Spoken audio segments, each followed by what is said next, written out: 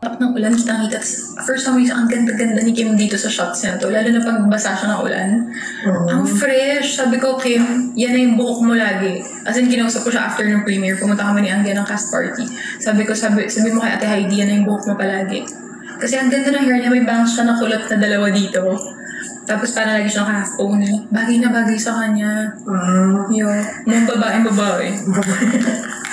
Tapos lagi lang siya naka-shorts, tapos loose na top. Ganun cute. But Simple yan. simple lang, pero ewan ko, para sa akin, lakas ng dating niya, oo. Parang babae yung look niya. May ganun kami, pag meron siyang, kunwari, asap, tapos ang ganda ng makeup niya.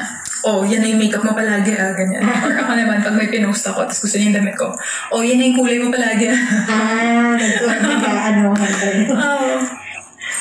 Cute naman.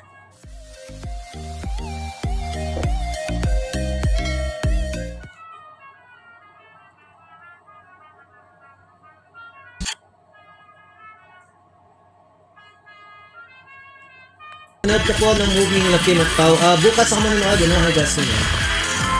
Bukas. Guys, kamusta yun, My Love Will Make You Disappear?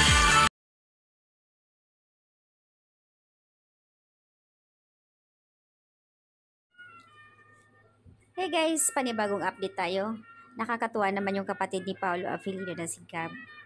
All the way support sa movie ng Kim Pao.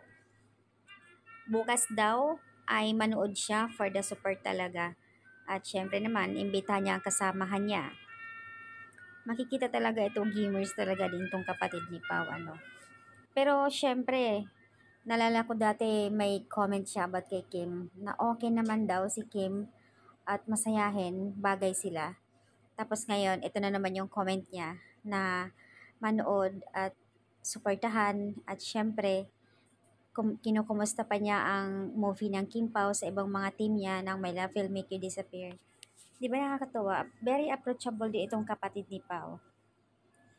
And fairness naman din sa mga friendship ni mga mamshis like Bella Padilla, sobrang na-appreciate din niya talaga si Pao. At mga kapatid din ni Kim Chiu sa movie, kasama ang mga Kim Pao squad o Philibers ba yun?